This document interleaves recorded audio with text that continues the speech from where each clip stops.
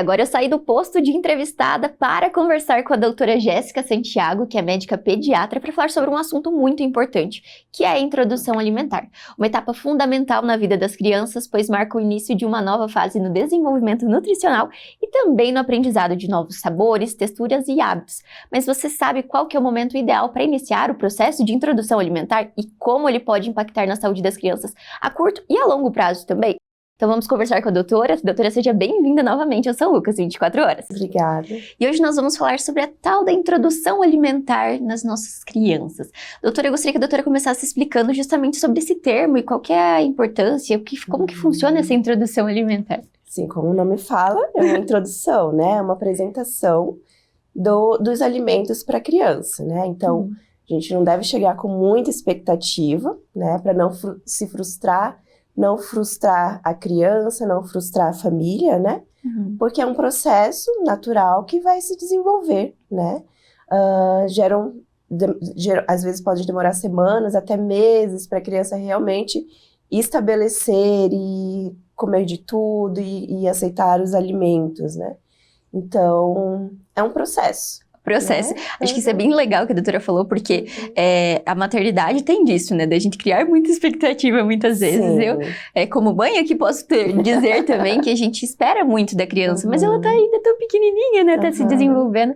Doutora, pensando na questão também que é muito falado sobre a idade, certo, né? Com quantos meses, qual que é o momento de introduzir, então, os alimentos para o bebê? Isso é muito importante, porque o bebê, por si só, ele é muito curioso, ele quer pegar, quer levar na boca. Então, às vezes, é os 6 meses, né, a idade para iniciar a introdução alimentar, os 6 meses de idade, e os sinais de prontidão, que a gente também vai conversar sobre eles.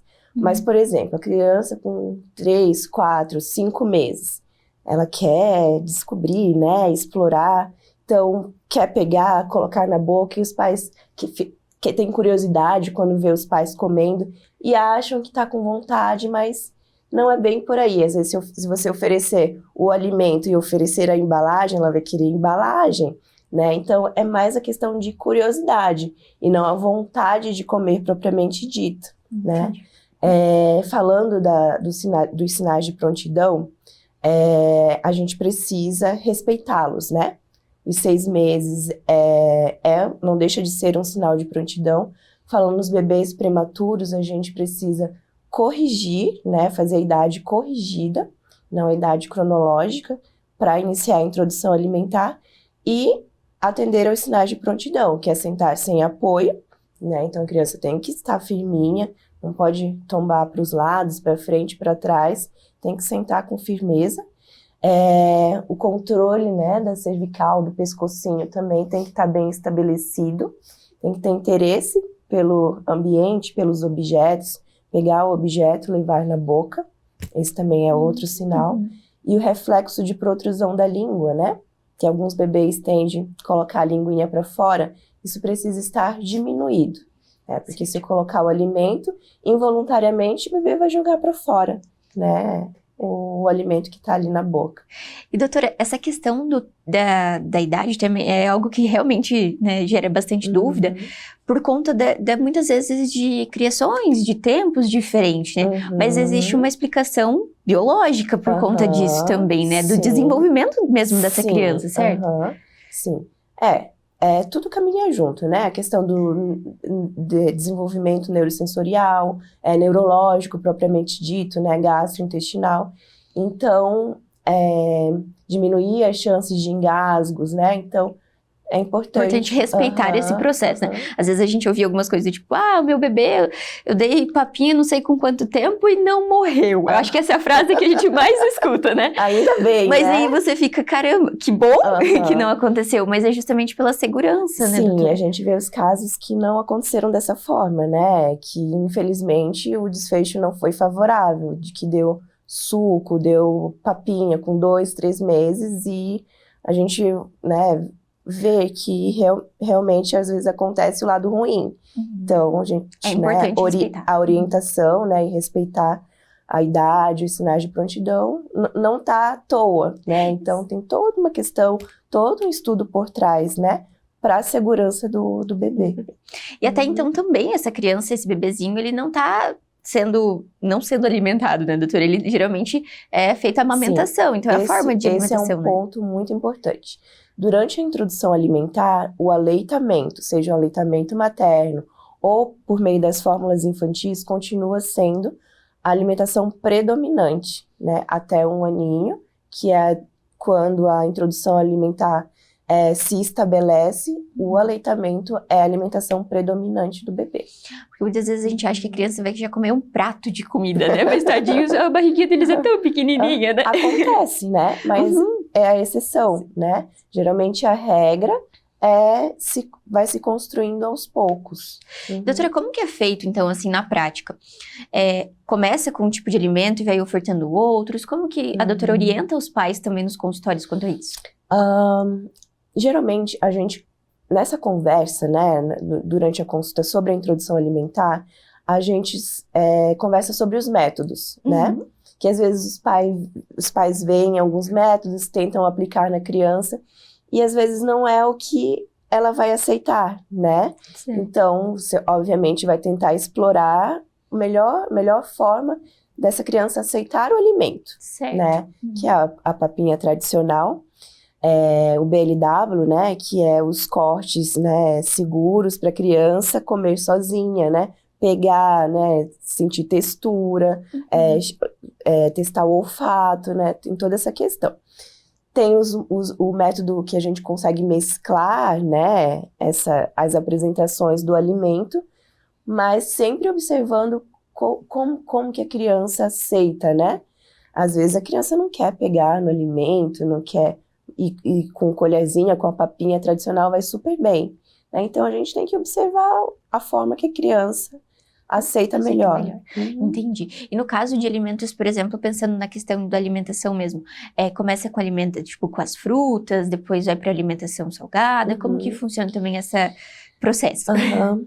Geralmente a gente orienta as duas papinhas de frutas, né, durante o dia, uma no meio da manhã, uma no meio da tarde, e as papinhas salgadas sem sal, né? Isso. Até 1 aninho a gente não utiliza sal, né, no preparo da refeição do bebê. A gente pode usar os temperos naturais, né? Que bacana. Alho, cebola, temperos verdes, orégano, né? Esses então estão liberados. Pode legal. utilizar. E aí em relação ao preparo, a gente sempre fala para não fazer aquela maçaroca, né? Misturar tudo, liquidificar jamais, né? Antigamente tinha, né, de bater no liquidificador, alguns peneiravam também, isso não, né? Então, você até pode fazer a papinha bem amassadinha e nunca misturar todos os alimentos, sempre deixar cada grupo alimentar separadinho para que a criança conheça o sabor, né? A textura de cada alimento. Doutora, essa questão do sal também é outra dúvida. Qual que é a questão do sal na alimentação do bebê, né? A gente sabe que muito sal faz muito mal para a saúde de todos, mas no desenvolvimento dele também essa questão prejudicial? Ou é por conta de fato de entender o gosto dos alimentos? Qual seria? São os dois pontos, né? De conhecer o sabor real e a questão do sal no bebê. Ele tem muita água, né, distribuída ali no corpinho, então pode interferir na questão de fluidos, né, pode interferir na questão da hipertensão arterial no bebê, né, então muito cuidado, melhor não. Então, e aí quando a gente fala sobre essa questão da alimentação, tá muito envolvido com a realidade das famílias, né, doutora? Como cada família funciona. Então eu gostaria que a doutora falasse um pouco sobre isso também, sobre o papel dos pais, dos irmãozinhos mais velhos, de quem convive com esse bebê nesse processo da introdução, porque muitas vezes acaba que a gente também passa por uma nova introdução, né? A gente estava conversando sobre isso mais cedo, né, porque tem total influência. Às vezes a gente quer ofertar para o bebê aquilo que a gente come. Às vezes, a maioria das vezes o que a gente come não é o adequado para ofertar, né? A gente, hoje em dia, tem muitos vícios, né? Daí, daqui a pouco, a gente vai entrar na questão do açúcar também. Que a gente não introduz o açúcar de forma precoce, né? Que é orientado após os 2 anos. Então, total influência, né? Então, a gente acaba se reeducando para mostrar, fazer o exemplo pro bebê, porque ele vai reproduzir aquilo que a gente faz, não aquilo que a gente diz para fazer, né? Então, o exemplo mesmo é mais concreto, né?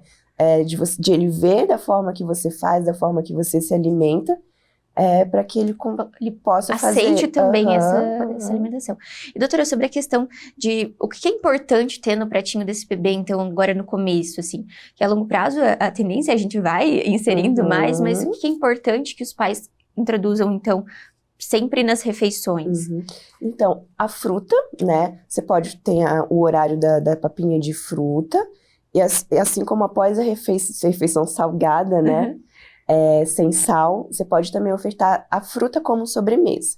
Mas em relação à papinha salgada, é importante ter um grupo de proteína, que é a carne ou o ovo, né? Você pode começar desde os 6 meses a ofertar todos os grupos de carnes, né? Carne de boi, carne de peixe, carne de frango, carne de porco.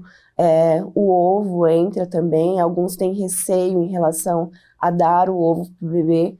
É super liberado, é saudável que faça, né? Óbvio que você não vai fritar no óleo, não vai colocar sal, mas você pode fazer um ovinho mexido, um ovinho cozido, né? Isso tem várias formas. Então é bem importante ter essa variedade também para o bebezinho conhecendo de fato e se adaptando com essa nova fase, né? E a doutora comentou também sobre o outro ponto dessa fase que é o bendito do açúcar, né, doutora? Vamos falar dele, o tão polêmico açúcar. Por que a gente não pode, né, não deve ofertar? Justamente pela questão de que ele tem um alto poder de viciar, né? O açúcar não deixa de ser uma droga ali, né? Então, pra gente não viciar o paladar dessa criança, ela vai tender a querer comer só açúcar, né? É muito palatável, é muito gostoso, causa um bem-estar ali, né? Agitação no bebê, então não é recomendado justamente para que ele tenha a oportunidade de provar outros sabores, diversificar, né, o paladar. Né?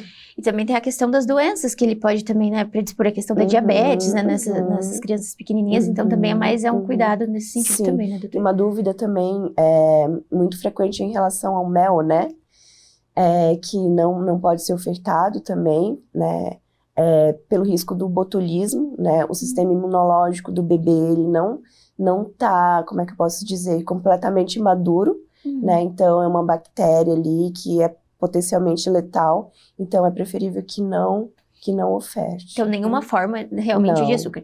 E aí, junto com o açúcar, a gente tem também a questão dos industrializados, dos refrigerantes e todas essas coisas, né, doutora? Que a gente sabe, e acho que o mais, assim, complicado é que a gente sabe que não faz bem, nem para nós adultos, aí muitas vezes a gente acaba liberando. E aí eu tenho uma dúvida, doutora, que muitas vezes acaba aqui nos pais também. Os pais estão super restritos, assim, a família entende, mas ficou um dia na casa da avó, ficou com a Dinda, com o Dindo, e alguém deu uma bolachinha, alguém deu alguma coisa. Como que faz? Porque, lógico que a conversa, sempre esse círculo social tem que estar entendendo o que os pais estão tomando de decisão também, mas pode acontecer, né, de dar. O que os pais tomam de caminho? Agora que já foi, deixa ou não? Segura, volta e segura. Tem 6, 7 meses, a avó deu sorvete, deu picolé, deu um doce, deu um brigadeiro, um pedaço de bolo. Assim, a gente não vai surtar, né? Tem que conversar, explicar, deixar claro, né? Para esse tio, para essa tia, para essa avó, enfim. Que não, né, que isso tentar explicar porque eu sempre converso que se acontece de forma muito repetida, né, e já está realmente afetando, tendenciando aos doces, né, essa criança, esse bebê, levar esse familiar na consulta para a gente conversar, tirar as dúvidas, né, e tentar explicar mesmo, de fato, por que não, né, doutora? Isso é bem bacana de falar mesmo. Porque a gente sempre não faz na maldade, né? Eles querem, né, por questão social, muitas vezes mesmo, cultural, é uma questão momento. Cultural, exato. Então, é importante não tratar isso como um bicho de 7 cabeças, mas orientar para que essa pessoa auxilie no processo dessa criança, certo, doutora? Até porque não faz por mal, né? A gente fala uma questão de carinho, uma forma de demonstrar carinho. Existem outras formas da gente fazer. É muito né? importante. Mas daí a gente, com conversa, a gente geralmente consegue controlar esse ponto. Certo. E doutora, pensando na questão de quando que os pais devem se preocupar, né, no sentido da criança recusa, porque a doutora comentou que pode acontecer que no começo ela não vai aceitar tudo, e é um processo, mas quando que, não tá certo, tem que fazer a avaliação, assim, a criança até 1 ano ela faz o acompanhamento mensal com o médico, né, mas o que pode ser um sinal de alerta para os pais? E eu acho que junto eu já vou emendar na pergunta a questão das alergias, que também é outra dúvida que estão relacionadas, né, de quando o bebê pode apresentar alguma alergia alimentar e o que deve ser feito. Eu sempre converso com os pais em relação à recusa, né? É muito comum o bebê provou ali, não quis. Para a gente dizer que não gosta de determinado alimento, ele precisa recusar 9 vezes. E você sempre vai tentar ofertar em diferentes ocasiões, né? Não comeu agora, amanhã eu vou tentar de novo, não. Dá uma espaçada, tenta numa outra oportunidade, num outro momento, com alimentos diferentes ali, né? Uma forma de preparo diferente, que as coisas vão fluindo, né? Mas existe também a questão da seletividade alimentar, né? Então, essa recusa, ela realmente é bem estabelecida. Então, é um sinal de alarme, né, que a gente precisa acompanhar se a gente verifica que tem realmente essa seletividade, que geralmente ocorre em relação a texturas ou a cores, né? Os pais conseguem ter essa percepção, já trazem pra gente essa percepção. Não gosta de pastoso, ou não gosta de líquido, não gosta de sólido. Então, a gente sempre orienta em relação a isso. E sobre as alergias alimentares, né? Então, os mais ali, o ovo é um que né, famoso, né, pelo risco de alergia, camarão, os crustáceos, né, amendoim. Então, os mais famosos a gente sempre orienta quando ofertar a primeira vez, ficar de olho se não vai ter nenhuma reação de pele, se não vai ter vômito, se não vai ter distensão abdominal, diarreia, presença de sangue nas fezes também pode ser um sinal de alergia, né? E aí busca o pronto-socorro quando acontece isso, doutora. Daí já leva para o pronto-socorro. Bacana. Sim. Para fazer esse cuidado já no bebezinho, não precisa ficar esperando mais esse. E doutora, quando a gente fala sobre, existem muitas... que nem a gente conversou, a nossa conversa foi falando muito sobre esses mitos que tem a respeito. E a doutora percebe no consultório que tem algo que ainda se destaca, que é importante a gente falar bastante para esses pais, para quem tá acompanhando em casa. Chá para cólica, né? Olha só! Um bebezinho com 2, 3 meses, que as cólicas, né, estão ali bem, né, evidentes, daí tentam recorrer para o chá, né, às vezes chá com açúcar, né, então, o chá por si só não, né, muito menos com açúcar, então não vai resolver, às vezes a gente vai piorar a situação, trazer problemas a mais para esse bebê. Então, isso ainda é muito frequente, a gente orienta que não faça. Então, já complementando essa parte dos líquidos, né? Porque também tem a questão do... Ele tá com sede, dá água, não dá água. Também, quando que começa essa questão de introduzir? Junto com a introdução alimentar. Em alguns casos, bebês que usam fórmula infantil, que podem apresentar constipação, né? Enfim, a gente orienta, eventualmente, a introdução da água. Certo. São casos muito pontuais, muito específicos, mas, de regra, com 6 meses com a introdução alimentar. Antes disso, apenas o leite. E é o que importa para esse bebezinho crescer saudável, né, doutora?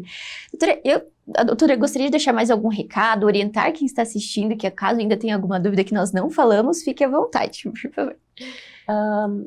Investir na introdução alimentar de qualidade para esse bebê vai gerar reflexos, né, futuros ali em relação à imunidade, saúde gastrointestinal, saúde, né, neurológica. Então, é muito importante que tenha um cuidado ali especial, uma atenção especial. não precisa seguir a rixa, né? Alimentos muito elaborados, não. O básico, bem feito, dá certo, funciona, né? Então, É isso que importa, isso. que é a saúde da criancinha que é importante, então é um esforço que muitas vezes a gente faz, mas que é necessário, né, doutora? E como a doutora bem destacou, a questão não é só ali naquele momento, é para longo prazo, né, para a vida dessa criança. Exatamente. Doutora, muito obrigada pela participação, é sempre uma honra tê-la aqui, com muito conhecimento e compartilhando informação com quem está assistindo, então muito obrigada. Obrigada. E o São Lucas 24 horas de hoje fica por aqui, mas não deixe de acompanhar as redes sociais através do @FH São Lucas Cascavel para ficar por dentro de todas as novidades. E até o próximo!